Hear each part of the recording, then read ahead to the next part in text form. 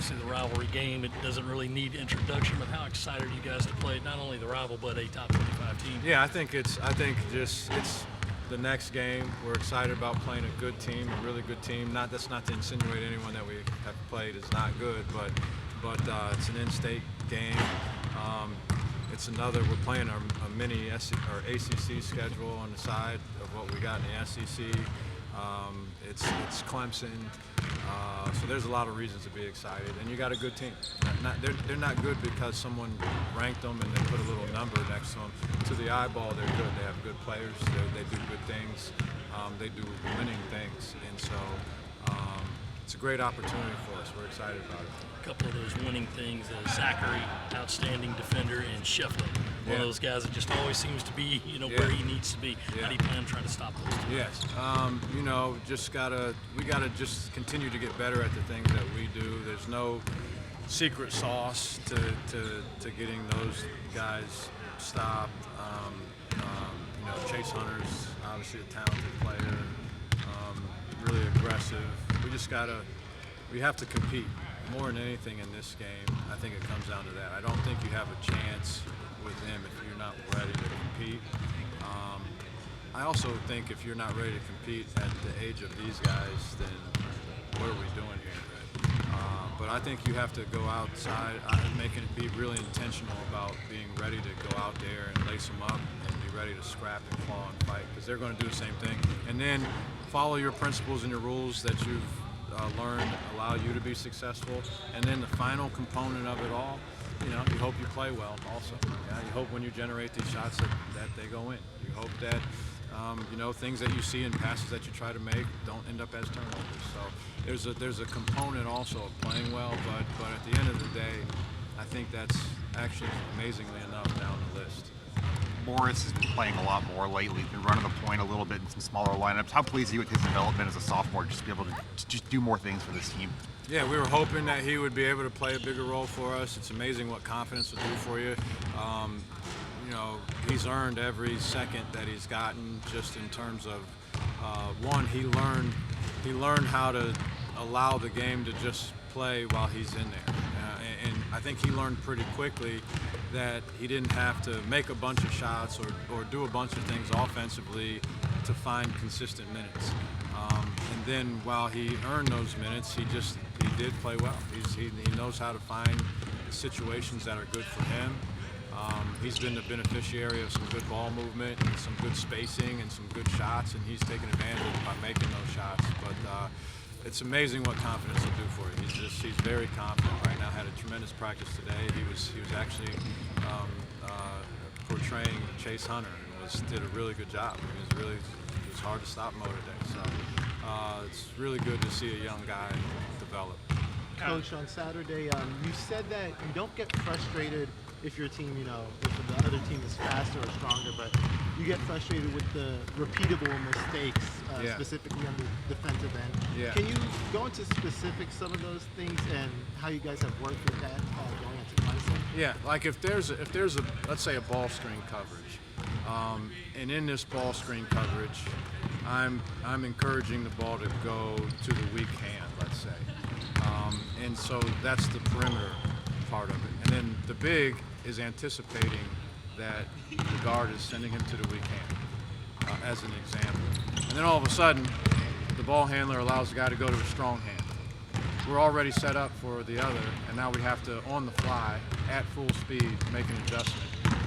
That's something you have a lot of say. It's very repeatable. So if there were 100 of those scenarios, in 90% or better, at least 90%, I ought to be able to get that done. And so while if your success rate is 60% in terms of getting you to go the right direction, that's no good, right? Because then once you get him to go the way that you want him to go, then life happens and you got to try to figure it out, and good things happen and bad things happen. But it all is predicated upon the guy going where we've all expected him to go. And there's a 10 other things as examples that would be pretty controllable, very reproducible, take concentration, take a little communication. And so when you're not doing those things consistently, it generates some level of frustration. Am I not concentrating in order to do those? Do I not care enough or believe in that particular thing enough to do them? Because if someone said, I'll give you $10 million for every time he ends up going the way that you want him to go, you get him to go that way almost every single time. You just would, right? So those are the things that I talk about when I mean those specific defensive things.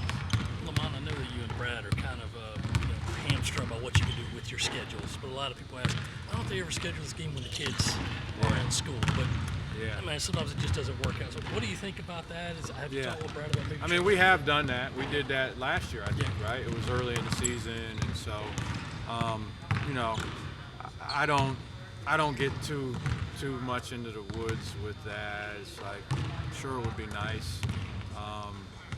We'll still have some students will be around, some local kids, and they'll have some kids that travel down here too. But you know, it would be nice to be able to do it when the kids are in school.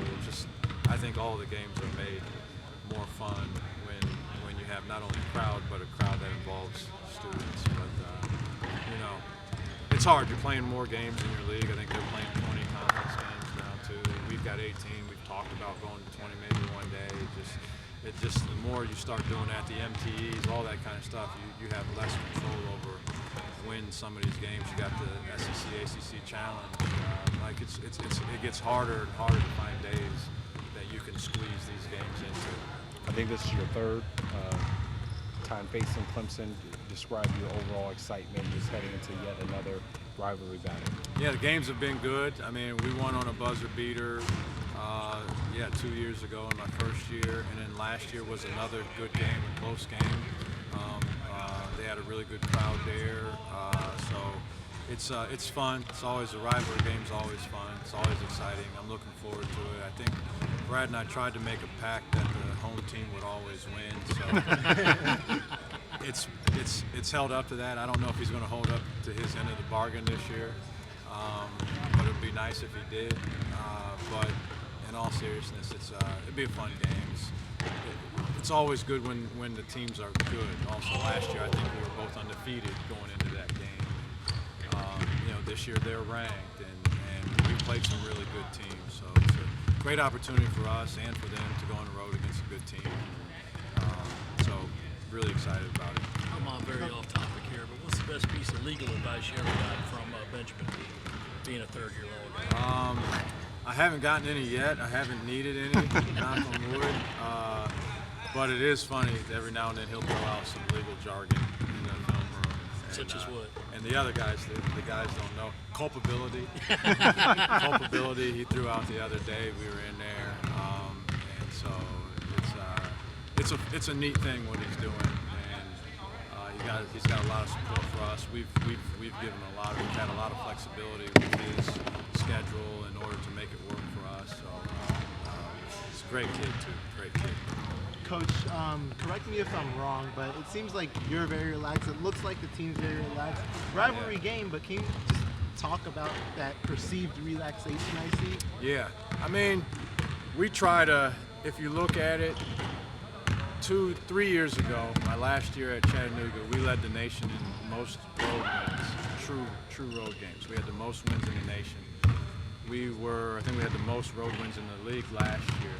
I just have always believed in trying to approach every game the same exact way, whether it's home, whether it's away, whether it's a neutral site, whether it's against a high major, whether against a mid-major, whether it's against a ranked team or not, whether it's the rivalry game or not. So we have a way of doing things, of going about our business. That's the standard that we judge everything against. And so, I think just trying to get our guys in the mindset of that each one of these opportunities is business. It's business related. It's fun. Trust me, there's a lot of fun. But sometimes the fun's buried deep down in there. It's in disguise sometimes. We don't, there's not a lot of stress. This is not stressful. There's some things in life that are really stressful. This is not one of them. I hope we play well. We're going to play really hard. We're going to be organized. But I learned this loose muscles always perform better than tight muscles. And so when we go into the game, the hay's got to be in the barn already. The guys got to feel good about what their mission and what their plan is. And then on that day, you got to go play. And, I don't think if you're relaxed as a coach, I think it's hard for them they're going to pretend they always have it under control and they're relaxed. But they need to truly have real confidence in what they're doing and how they go about their business and how to win the game. And then all they worry about on that day is just playing. They got to play. Appreciate it, Coach. Thanks, Thanks, Lamont. guys. Thank you, Coach.